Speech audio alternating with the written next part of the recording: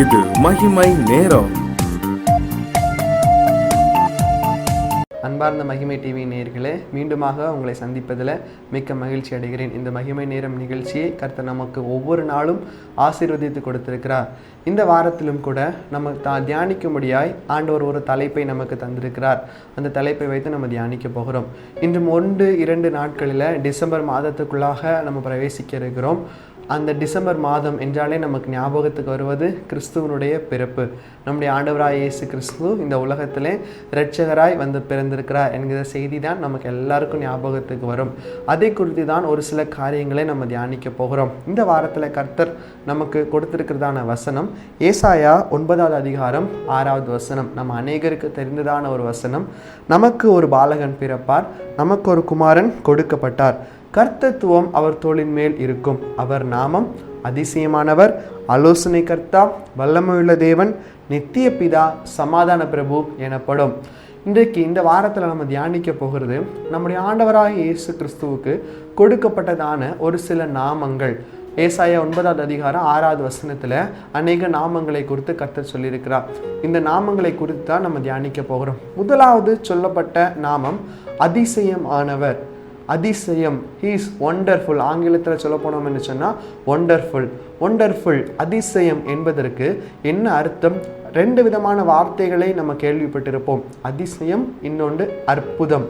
அற்புதம் என்பது நாம் எதிர்பார்த்து ஒரு காரியத்தை இருக்கும்போது அந்த காரியம் நமக்கு கை கொடுவது அற்புதம். நாம் எந்த ஒரு காரியத்தை எதிர்பார்த்திருக்கோமோ அந்த காரியம் நமக்கு கை கூடுதலாய் நடப்பது அற்புதம். ஆனால் அதிசயம் என்பது நாம் எதிர்பாராத விதமாய் வியக்கத்தக்கதாய் நடக்கிற காரியம்தான் அதிசயம்.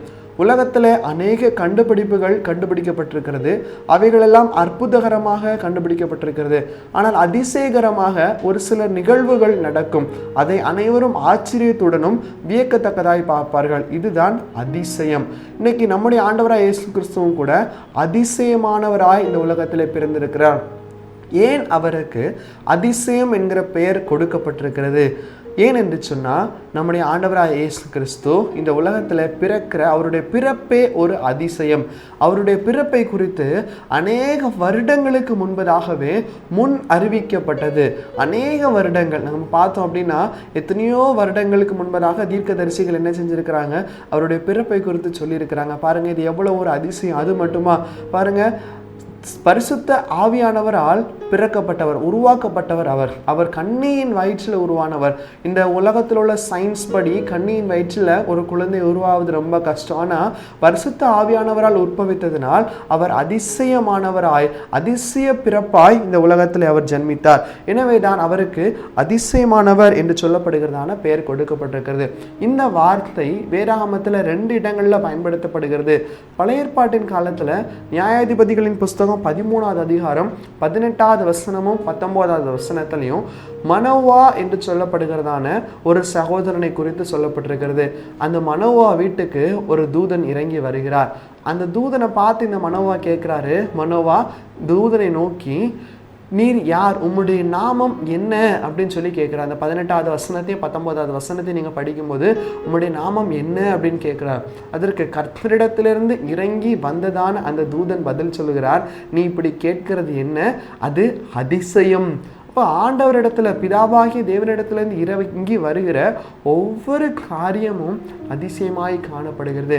இந்த அதிசயமானவர் செய்கிற அதிசயங்கள் எப்படிப்பட்டவை? நம்முடைய வாழ்க்கையிலும் கூட இன்னைக்கு அநேக அதிசயங்களை எதிர்பார்த்து கொண்டிருக்கிறோம். ஆனால் ஆண்டவர் நம்முடைய வாழ்க்கையில் அதிசயம் செய்வார் என்று சொன்னால், இயேசு கிறிஸ்து நம்முடைய வாழ்க்கையில் அதிசயம் செய்வார் என்று சொன்னால், அந்த அதிசயம் எப்படிப்பட்டதான் பாருங்க. யோபுவினுடைய புஸ்தகம் 9வது அதிகாரம் 10வது வசனம் சொல்லுது, ஆராய்ந்து முடியாத அதிசயங்களை செய்கிற கர்த்தர். அவர் செய்கிற அதிசயங்கள் ஒவ்வொன்றும் அதை யோசித்து பார்த்தாலும் அதற்கு பதில் கிடைக்காது. எப்படி வந்துச்சு, ஏன், எப்படி, என்னன்னு யோசித்து பார்த்தாலும் அதற்கு பதில் கிடைக்காது. அப்படிப்பட்ட ஆராய்ந்து முடியாத அதிசயங்கள், மனுஷருடைய ஞான கண்களுக்கு எட்டாத அதிசயங்களை ஆண்டவர் செய்கிறார். அதோடு கூட பாருங்க, 5வது அதிகாரம் 9வது வசனம் சொல்லுகிறது, எண்ணி முடியாத அதிசயங்கள். நம்முடைய வாழ்க்கையில் ஆண்டவர் செய்கிற அதிசயம் ஏதோ 1, 2, 3 இல்லை. அந்த அதிசயங்கள் எல்லாம் எண்ணி முடியாதது, அற்புதகரமாக ஆண்டவர் நம்ம எதிர்பார்த்திருக்கிற அதிசயங்கள் எல்லாவற்றையும் நம்ம எதிர்பாராத நேரத்தில் அதிசயமாய் கர்த்தர் செய்வார். நம்ம நடத்தி வருகிறது ஒரு அதிசயம். நம்ம என்றைக்கோ நம்ம அழிந்து போயிருப்போம், என்றைக்கோ இந்த உலகத்தை விட்டு நம்ம கடந்து போயிருக்கிற சூழ்நிலை அநேகருக்கு வந்திருக்கோம். ஆனால் அந்த இடத்துல கர்த்தர் நம்ம மேலே நினைவு கூர்ந்து நம்மை காப்பாற்றி நடத்தி அதிசயமாய் நடத்தி வருகிறார். அதான் பாருங்க, அவர் செய்கிற அதிசயங்கள் எண்ணி முடியாத அதிசயம். இன்னைக்கு உங்களுடைய வாழ்க்கையிலும் கூட அதிசயத்தை எதிர்பார்த்து இருக்கிறீங்களா? ஆண்டவரிடத்துல திரும்புங்க. ஆண்டவர் உங்களுடைய வாழ்க்கையில அதிசயத்தை செய்கிறதுக்கு தான் உலகத்துல மனு ரூபம் எடுத்து பிறந்திருக்கிறார். அவர் மனிதராய் பிறந்ததுக்கு காரணமே முதலாவது உங்களுடைய வாழ்க்கையில அதிசயங்களை செய்கிறதா. பாருங்க, கர்த்தர் உங்களுக்கு ஒரு நிச்சயகரமான வார்த்தையை கொடுக்கிறார். எரேமியா 32வது அதிகாரம் 2வது வசனத்துல, என்னால் செய்யக்கூடாத அதிசயம் ஏதாவது இருக்குதா அப்படின்னு சொல்லி ஆண்டவர் நம்ம பார்த்து கேட்கிறார். இன்னைக்கு ஒருவேளை நம்ம வேற யாரையோ பார்த்து ஓடிக்கொண்டு இருக்கலாம், மனுஷரை பார்த்து ஓடலாம், மனுஷருடைய கண்கள் மனுஷருடைய கரங்களை நோக்கி தயவுக்காக ஓடலாம். ஆனால் ஆண்டவர் உங்களிடத்துல கேட்கிறாரு, என்னால் செய்யக்கூடாத அதிசயம் ஏதாவது இருக்குதா? அப்புறம் நீங்க ஏன் எல்லாரும் எங்கெல்லாமோ ஓடுறீங்க? அதிசயமான அந்த ஆண்டவரை நோக்கி பாருங்க. அதை தான் ஆண்டவர் எதிர்பார்க்கிறார். இன்னைக்கு நம்ம ஆண்டவரை நோக்கி பார்க்காததுனால தான் நம்முடைய வாழ்க்கையில் என்ன காணப்படவில்லை? அதிசயங்கள் காணப்படவில்லை. பாருங்க, நம்ம ஆண்டவரை நோக்கி கூப்பிடும்போது அவர் எப்படி செய்கிறாரா பாருங்க. நம்ம எல்லாருக்கும் தெரிந்ததான ஒரு வசனம், ஆண்டவருக்கு ஒரு ஃபோன் கால் இருக்குது. அநேகர் ஒருத்தர் இன்னொருத்தர் கூப்பிடணும்னா இப்போல்லாம் இந்த உலகத்தில் ஃபோன் காலை நம்ம பயன்படுத்துகிறோம். ஃபோன் நம்பர் இருக்குது. ஆண்டவரை நோக்கி கூப்பிடுறதுக்கு வேதாகமத்தில் ஒரு ஃபோன் நம்பர் இருக்குது. எரேமியா 33:3 எல்லாருக்கும் தெரியும்.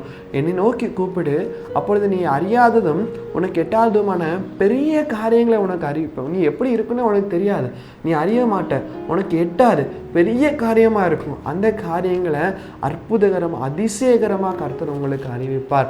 அந்த அதிசயத்தை நம்ம பார்க்கணும் அப்படின்னா ஆண்டவர் நோக்கி நம்ம கூப்பிடணும். அப்புறம் இன்னொரு வசனத்தையும் கூட ஆண்டவர் நமக்கு காட்டி கொடுக்க விரும்புகிறார்.